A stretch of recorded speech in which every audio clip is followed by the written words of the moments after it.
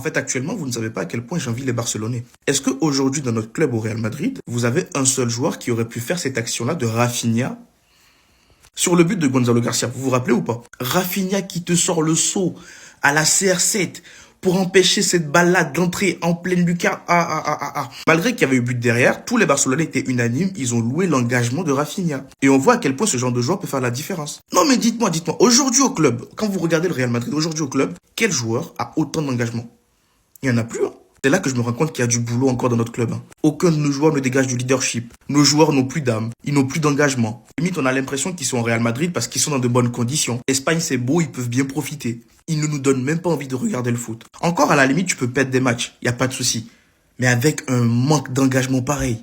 Non, les Barcelonais, profitez bien, hein. Profitez bien. En plus, ce mec-là, il n'a même pas eu son ballon d'or. Après, Dembélé le méritait largement, hein. Mais vous avez osé propagander Yamal à la place de ce mec-là.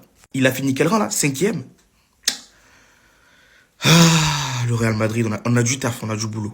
Et si on ne s'y prend pas vite, Manchester United, hein, avec tout le respect, ils viendront toquer à notre pote. Moi, je vous le dis. Bref, dites-moi ce que vous en pensez dans les commentaires. Et surtout, pour ne rien louper, c'est ce qu'il vous reste à faire.